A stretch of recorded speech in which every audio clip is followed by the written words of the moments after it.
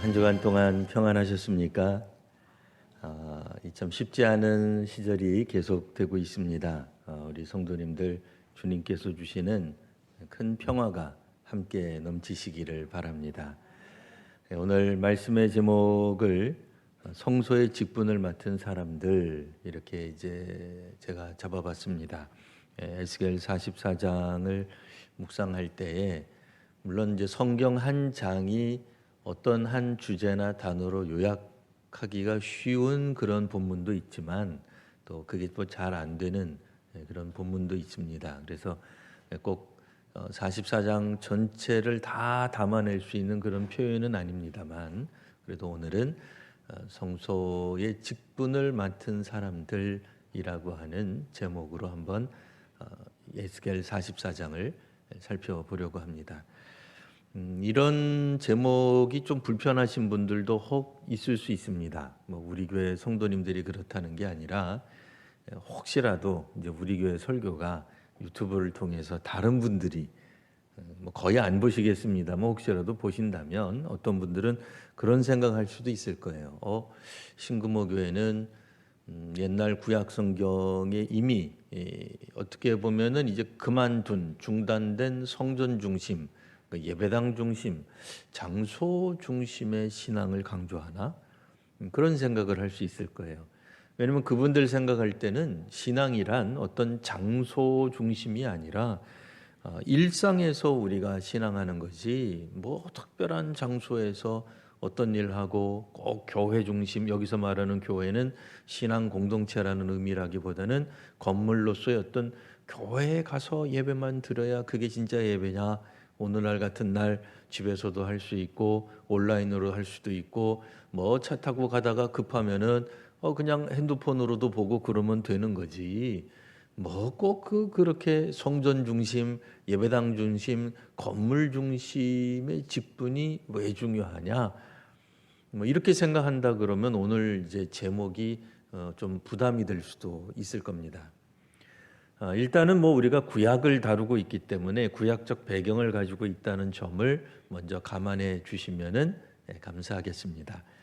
에스겔이 쓰여져 있는 이 배경 우리가 한번 아주 잠깐만 다시 한번 생각해 보면 이스라엘이 원래는 하나님의 백성 공동체로서 가나안 땅에 들어가서 잘 살았습니다. 사사 시대도 있긴 했습니다만 왕정 시대가 왔죠. 뭐 우리가 잘 알고 있는 그런 다윗 왕 이럴 때에 엄청나게 이제 이 이스라엘이 영향력이 커지게 됩니다. 뭐 솔로몬 때는 뭐 더 말할 나위가 없죠. 근데 안타깝게도 이 솔로몬이 죽고 나자 이스라엘이 그만 두 나라로 나뉘게 됩니다. 북쪽은 이스라엘이라는 이름으로 남쪽은 유다라는 이름으로 두 왕국으로 나뉘게 되죠. 그리고 나서는 물론 또 수백 년이 흐르기는 했습니다만 북이스라엘이 먼저 아수르라고 하는 나라에 의해 망하게 되고 그 다음에 남유다 왕국이 바벨론에 의해서 멸망하게 됨으로써 그만 이스라엘의 운명이 이거 아주 뭐 비참해졌어요. 이때부터는 뭐 남의 나라 아예 뭐 속국으로 살아가게 되는 그런 엄청난 비운 아주 슬픈 역사를 안게 됩니다. 근데 이제 오늘 우리가 읽고 있는 이 에스겔 본문은 아직 완전히 회복된 건 아닙니다만 그러니까 이제 멸망한 이후에 한 십수년이 지나요. 그리고 나서 하나님이 에스겔에게 환상을 통해 가지고 나중에 회복되는 이스라엘, 회복되는 성전, 회복되는 나라 이런 것들을 보여주시는 가운데 오늘 이야기를 하고 있는 거예요. 그러니까 사실 그 이스라엘 백성들 입장에서 생각해 보면은 옛날 예루살렘 성전에 가서 예배를 그때는 이제 제사죠. 제사를 드렸던 그 옛날을 추억할 수밖에 없습니다. 그때를 그리워할 수밖에 없어요. 그러니까 나라가 회복되고 하나님이 우리를 구원해 주셨다는 것을 뭘로 알 수 있느냐? 그들에게서는 온전히 예배를 드리는 것, 제사를 드리는 것, 하나님께 나아가 제물을 그들의 방식, 그러니까 정확하게 이제 하나님이 알려준 방식으로 하나님의 백성됨을 보여줄 수 있는 일종의 종교적 행위가 뭐냐? 성전에 나아가 예배를 드리는 거였단 말이에요. 물론 그들도 이제 그 바벨론 포로 시대에도 심지어는 그러니까 바벨론에 끌려간 상태에서도 하나님 예배했어요. 우리 잘 아는 다니엘 같은 경우죠. 하나님께 기도해요. 못하는 건 아니에요. 그럼에도 이 이스라엘 백성들 전체로 놓고 본다면 하나님이 우리를 구원하셨다라고 하면 어떻게 알 수 있느냐? 옛날 출애굽기 때부터도 나와 있는 것처럼 애굽에서 탈출해서 하나님이 이끄시는 그 땅으로 나아가면서 제사를 그거란 말이에요. 그러면서 하나님이 먼저 에스겔에게 이제 여러 환상들, 특별히 성전을 중심으로 한 환상을 이 앞부분, 우리가 이제 44장 읽었는데요.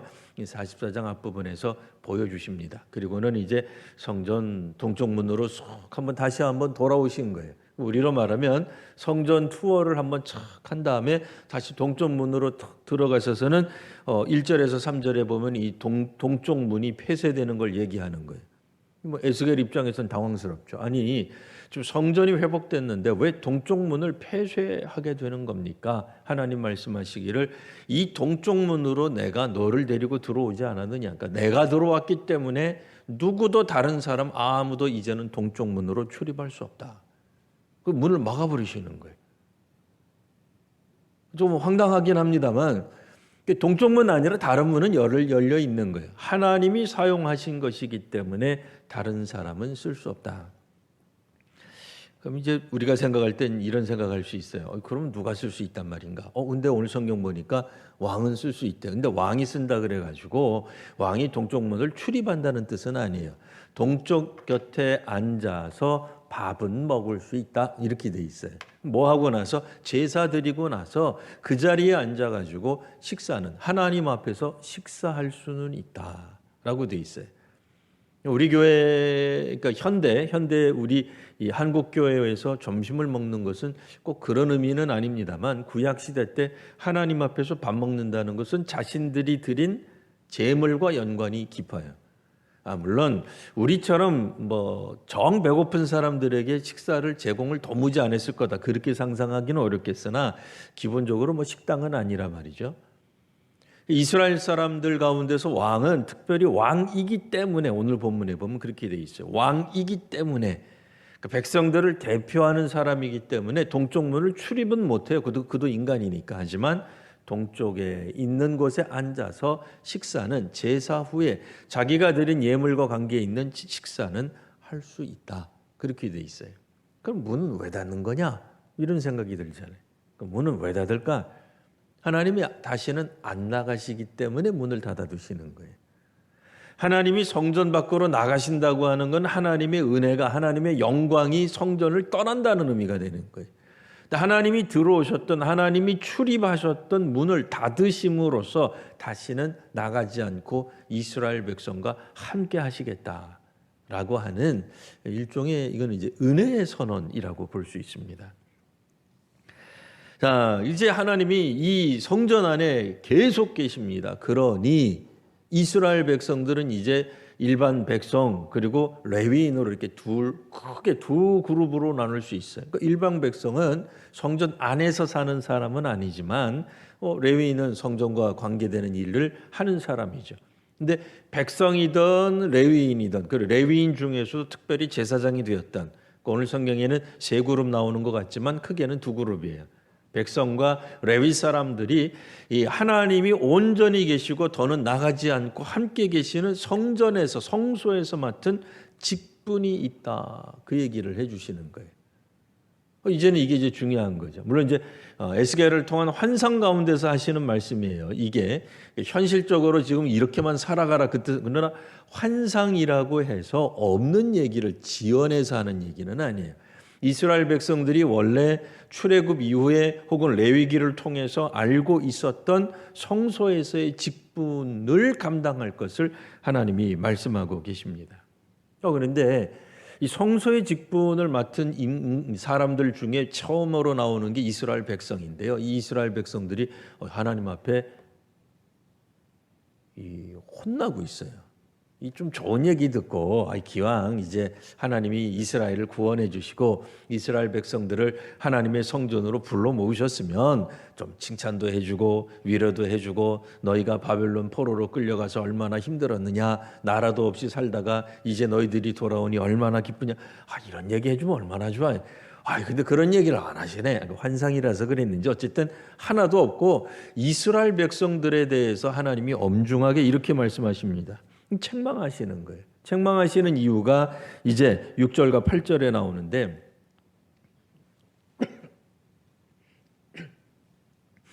이스라엘 백성들의 가장 큰 문제는 마음과 몸에 할례를 받지 아니한 이방인을 데리고 온 거예요. 우리가 알고 있듯이 할례는 보통 몸에 받아요. 근데 마음에도 할례를 받는다는 이런 독특한 표현을 쓰심으로 이미 하나님께서는 몸에만 할례를 받는 것이 중요한 게 아니라 실제로는 마음도 새로워져야 된다. 그거를 미리 말씀하고 계시는 겁니다. 이건 에스겔 앞부분에 나왔기 때문에 하나님이 이스라엘 백성 다시 돌아오게 할 때 새 영도 불어주시고 새 마음도 넣어주신다고 이미 다 집에서 읽고 오신 거죠. 에스겔. 거기 다 나와 있으니까 오늘 설명을 빼고요. 마음과 몸에 할례를 받은 이방인이 이 성전에 들어오면 안 되는데 들어온 거예요. 이 또 현대적 시각으로 읽으면 어떻게 돼요? 역시 구약이라서 선교적 비전이 약하구나. 이렇게 생각할 수 있어요. 아니 한 영혼이 귀한데 이방인이면 어때? 할례 안 받으면 어때? 그까짓 건 하나님 섬기겠다 그러고 하나님 좋다 그러면은 아무나 데리고 와서 전도해야지. 이제 보니까 하나님 스스로 막으시네. 전도의 길을 그렇게 읽으시면 안 됩니다. 그 뜻이 아닙니다. 절대로 아닙니다. 여기 전도에 관한 얘기는 따로 보셔야 돼요. 그거를 여기다 견주어서 보시면 안 되고 오늘 본문이 하는 이유는 뭐냐면 몸까지는 그렇다 치더라도 하다못해 마음의 할례라도 받아야 될 거 아니에요. 그러니까 마음이든 몸이든 할례를. 이방인이라면 그때 당시에는 이방인이라면 자기가 하나님을 섬기겠습니다 하면 할례를 받았을 거예요. 마음에도 몸에도. 근데 하나님 안 믿는 사람을 성전으로 데리고 온 이거 자체가 거룩의 훼손으로 봤어요. 전도의 개념이 아니에요. 지금 하나님께 예배하는 거예요. 그러니까 전도의 측면은 안 믿는 사람을 데리고 오는 게 중요한 거예요. 생판 안 믿는 사람, 술, 담배 이렇게 엉망으로 하는 사람도 예배당에 올 수 있어요. 오게 해야 돼요. 그렇잖아요. 전도하려면. 심지어는 그 사람이 공산주의라고 해서 안 데리고 오겠어요? 흑인이라고 해서 안 데리고 오겠어요? 환자가 됐든 뭐가 됐든 나쁜 짓을 했든 감옥에 몇 번 갔다 왔든 우리가 전도를 위해서라면 얼마든지 하나님 앞으로 데려 나와야 되겠죠. 근데 문제는 여기서는 제사의 직분을 가진 사람이 제사를 드려야 되는 사명, 제사를 드려야 되는 역할을 해야 되는 사람이 뭘 했냐면 오늘 성경에 보시면 이들은 내 떡과 기름과 피를 하나님께 드렸어요. 근데 이분들이 예배를 안 드리는 사람이 아니에요. 이 이스라엘 백성들이 겉보기에는 하나님 앞에 철저하게 헌신된 사람들인데 문제는 뭐예요? 떡과 기름과 피를 드리는 그들도 그러니까 백성들도 성소의 직분이 있는 거예요. 무슨 직분? 제사를 온전히 드려야 돼요. 근데 자기가 드려야 되는데 그거를 이방인들에게 대신 맡겼다라고 나와요. 오늘. 우리로 말하면 우리가 교사해야 되는데 내가 하기 힘드니까 안 믿는 사람 끌어다가 갑자기 교회 학교 교사시킨 거예요. 이게 말이 돼요? 말이 안 되잖아요. 아무리 급해도 그렇지. 우리가 해야 되는, 그러니까 마땅히 성도가 해야 되는 이스라엘 백성들이 성소와 관련되어서 자신들에게 맡겨진 직분, 직무가 있다 그 얘기예요. 근데 그 직무를 자기가 하기 좀 힘든지 귀찮은지 아니면 꾀를 부렸는지 아니면 너무 좋게 말하면 전도하려고 그랬는지 근데 그건 빼자 그랬어요. 이걸 이방인에게 여기서 말하는 이방인은 아예 하나님 믿지 않는 백성이라는 뜻이에요. 그러니까 경건하지 않은 거예요. 경건에 대한 관심도 없는 사람이에요. 그냥 일반 사람이에요. 그러니까 보통 사람이에요. 신앙인이 아닌데도 데려다 놓고는 자기가 드려야 되는, 자기가 헌신해서 자기가 해야 되는 제사를 대신 드리도록 오늘 우리가 이제 날이 좋잖아요. 이제 결혼식도 많고 그렇습니다. 오늘날 코로나 때문에 못 갈 때 어떻게 해요? 대신 가겠다는 사람 편에 보낼 수 있잖아요. 그것도 상관없잖아요. 신신당부하면 돼요. 나도 가고 싶었는데 아파서 대신 해도 돼요. 근데 예배를 대신 해달라고 그럴 수 있어요? 성소와 관련된 직분을 안 믿는 사람에게 다른 사람에게 대신 해달라고 말할 수 있냐 이거예요. 없죠. 근데 그런 실수를 이스라엘 백성들이 했다. 그 얘기고요. 다시 한번 이제 9절에 강조됩니다. 근데 9절에 강조되어 있는 말은 뭐냐면 아무리 이스라엘 백성들이 친하다 하더라도 이방인을 성전으로 데려와서는 안 된다 그 얘기예요. 우리는 그런 마음 품잖아요.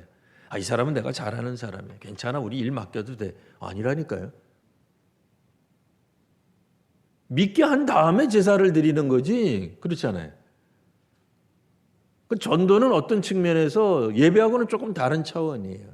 양육은 좀 다른 차원이죠. 양육을 받는 거, 내가 교육을 받는 거하고 가르치는 거 틀리잖아요. 똑같아요.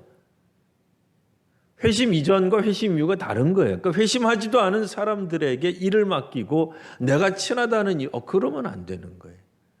근데 오늘 이제 두 번째 그룹은 이제 레위 사람이 나오는데 그러면 일반 백성들이 잘못하면 레위 사람들이라도 잘해야 되는데 이 레위 사람들이 잘 못했어요. 우리식으로 말하면 이방인들, 영주권이 있는 우리와 함께 친한 아주 절친한 이방인이라 데려오면 이런 것들을 통해서 아마도 우상에 노출된 것 같아요. 근데 레위 사람들도 하나님을 같이 떠났어요. 백성이 떠나니까 레위인도 떠났어요. 그러면서 이 레위인이 그래도 종교인이니까 무슨 행위를 했냐면 오늘 성경에 보면 우상 섬기는 일을 도와줘요. 이게 참 황당한 거죠. 그러면 안 되잖아요. 레위인은 하나님 섬기는 일을 이스라엘 백성들이 하나님 섬기도록 잘 도와줘야 되고 안내해야 되는데 이스라엘 백성들이 하나님을 떠나 우상을 섬기니까 그래도 자기는 종교인이라고 쫓아가가지고는 우상 섬기는 일을 잘 도와준 거예요. 세상에나. 말도 안 되는 얘기죠. 그래서 하나님께서는 이제 회복된 성전에서는 그 레위인들은 허드렛의 일 맡기겠다 이렇게 되어 있어요. 그래서 오늘 성경에 보면은 문지기 시키겠다, 수종 들게 하겠다. 이것도 잘못 읽으면 역시 하나님은 그래도 우리에게 은혜를 베풀어 주셔서 레위인으로 하여금 다시 돌아온 그 레위인으로 하여금 성전 문지기 시편을 착각하셔가지고 시편 읽다가 보면 내가 성전에 문지기라도 하는 것이 그 뜻이 아니에요. 레위인이 마땅히 할 수 있는 수준에서 격화시킨다 그 얘기예요. 다시는 하나님 앞에서 일반 백성들이 가지고 온 제물 드리는 일은 손끝 하나도 못 건드리게 할 것이다. 그 직분 감당 못하기 때문에 아예 주지도 않을 것이다. 그 뜻이에요. 그래서 보통 레위인 같으면 하지도 않을 그런 허드렛 일만 겨우 사실 제일 슬픈 게 뭐예요? 차라리 쫓겨나 버리면 이라도 가나 이갈면 안 돼요. 이갈면서 원망하자는 얘기는.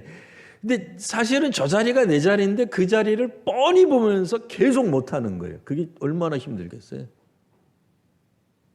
일종의 하나님 심판이 물론 완전히 하나님으로부터 구원 못 받게 하는 그런 심판은 아니죠. 그래서 조금이라도 은혜를 베푸신 것은 맞아요. 아니라는 건 아니에요. 하지만 레위인이라도 잘못된 길로 가게 하면 안 된다. 그 얘기예요. 그런데 이제 15절, 16절 보면 사독 계열의 제사장이 갑자기 툭 튀어나와요. 그럼 사독 계열, 사독은 누구냐? 그도 레위인이에요. 그러니까 레위인 모든 사람들이 다 실패한 건 아니에요.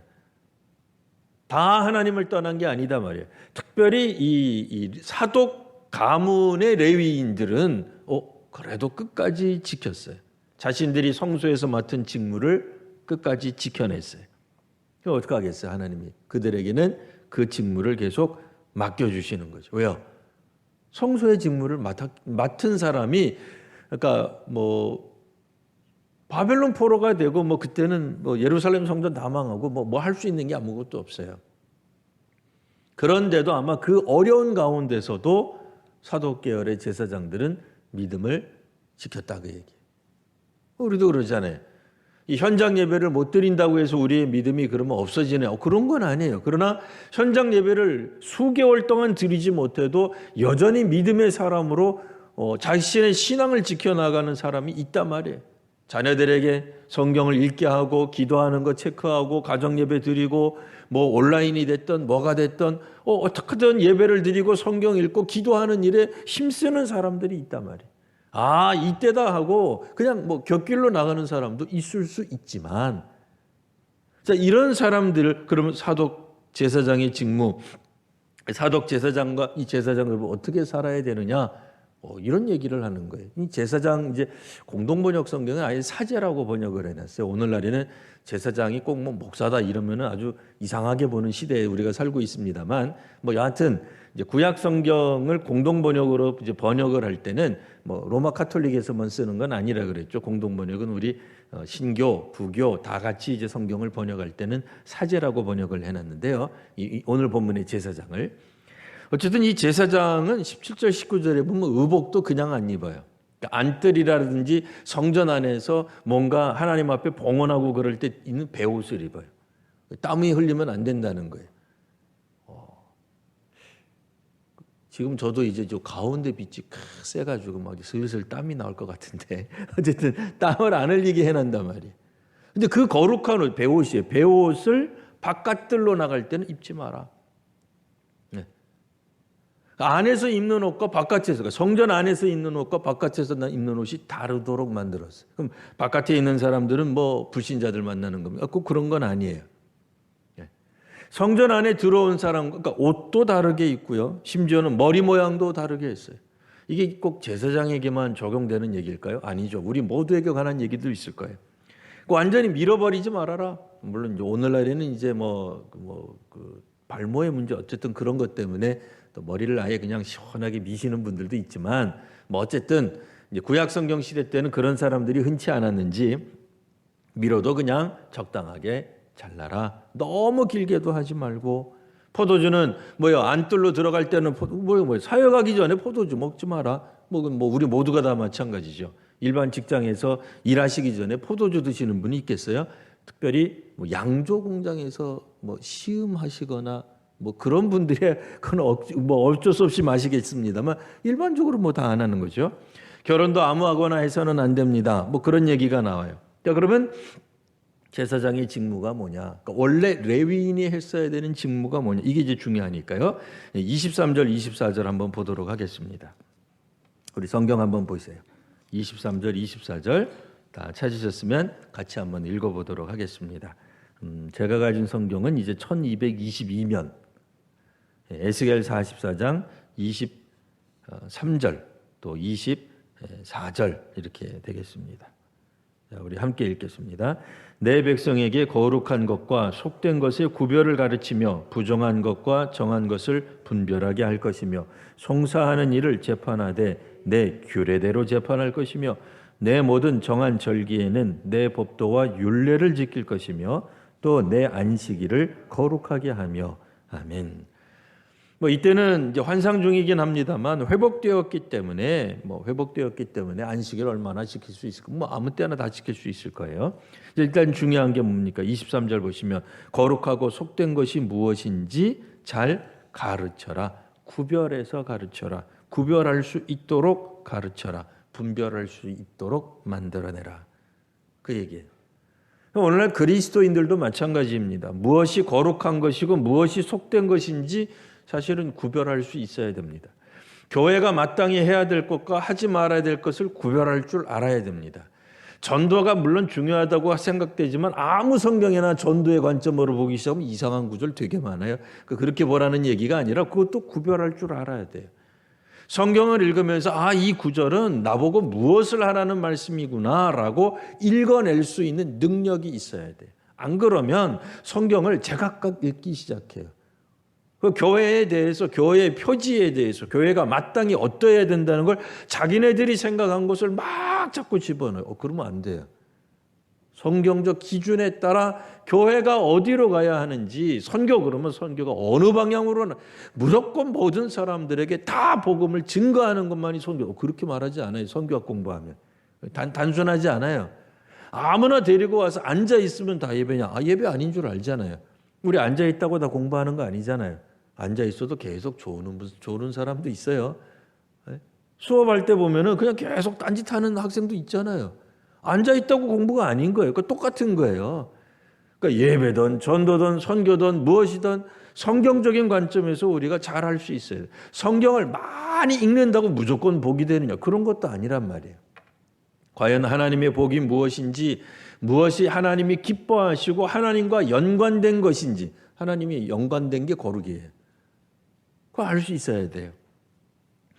그래서 송사에는 이를 재판을 합니다. 어떤 사람들이 시시비비가 붙으면 그 가운데서 판단을 내리는데 어떤 판단으로? 내 규례대로 재판할 것이며 하나님의 관점으로 재판할 수 있어야 되는 거예요. 그게 교사예요. 그게 레위인이에요. 그게 성도들이에요.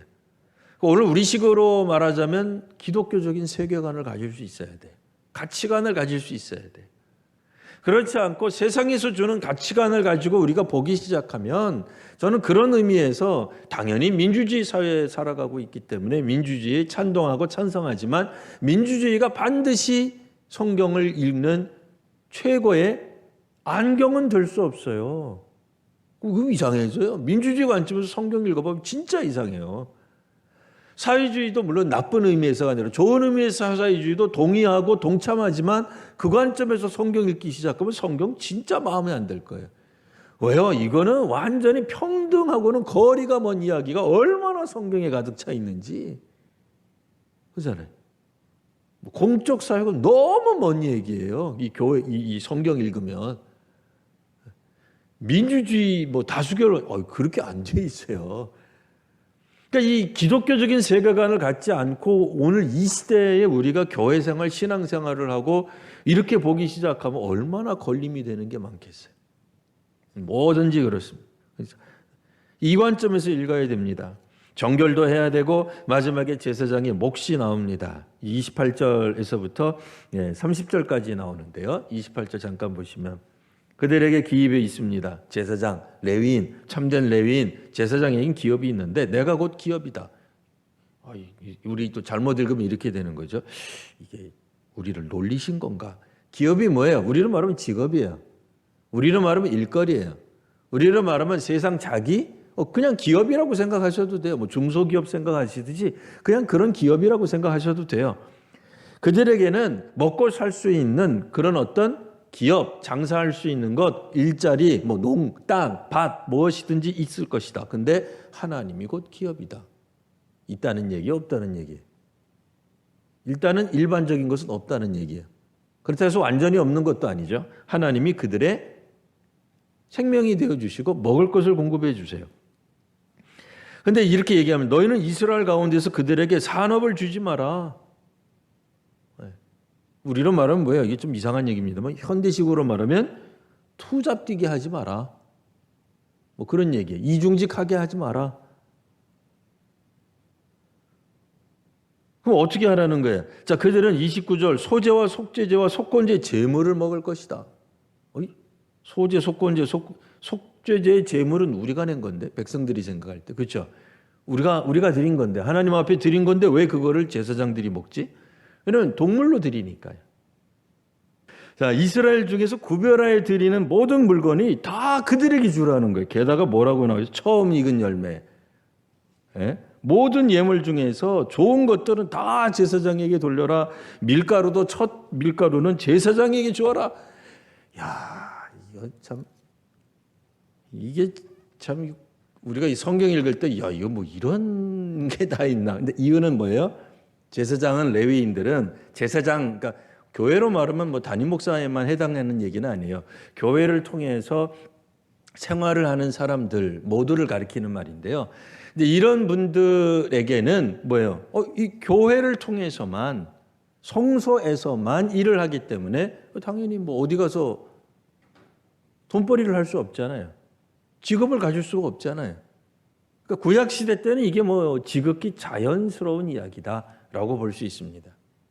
근데 한 가지 우리가 또 이제 마지막으로 읽어야 될 부분이 이겁니다. 30절 마지막 절에 보시면 30절의 마지막 부분입니다. 그들에게 내 집에, 제사장에게 주어서 그들에게 내 집에 복이 내리도록 하게 하라. 이렇게 될 때에 어떤 일이 벌어지느냐? 제사장이 복을 빌어줄 것이다라고 읽으셔도 되고요. 또 다른 관점은 이렇게 하게 될 때에 너희들이 복을 받을 것이다가 되는 거예요. 사실은 제사장이 하나님 앞에 물론 복을 빌어야 하나님이 주시는 측면도 있어요. 근데 기본적으로 복을 주시는 것은 하나님이 주시는 거예요. 그렇잖아요. 그러니까 여러분들이 뭐 제사장들에게 구약 시대는 아닙니다만 제사장들에게 탁 드렸더니 제사장이 기뻐가지고 기억나니까 복을 빌어줘야지. 저 집은 날 많이 해줬으니까 복을 빌어줘야지. 저 집은 나한테 아무것도 안 줬으니까 복을 안 빌어야지. 그럼 큰일 나잖아요. 그죠? 이 제사장도 인간인데 그 주신 분들에게만 꼭 꼬박꼬박 복을 빈다 그러면 이상하잖아요. 그러니까 그렇게 읽기보다는 이렇게 너희들이 성소의 직분을 함으로써, 성소의 직분 뭐예요? 백성들의 성소의 직분은 하나님 앞에 나아가 제사 드리는 거예요. 제사를 드릴 때 뭘 해요? 소제, 속제제, 번제를 드리는, 때로는 그것들이 이제 경우에 따라서는 곡식이 될 수도 있고, 경우에 따라서는 짐승이 될 수도 있습니다. 소나 양 이런 것들이 될 수 있겠죠. 이런 것들을 하나님 앞에 드리는데 그것들이 자연스럽게 제사장에게 갈 것이고, 근데 사실은 제사장이 중요한 게 아니에요. 하나님께 드린 거예요, 그들은. 하나님께 드렸을 때 하나님이 그들에게 복을 줄 것이다 라는 얘기예요.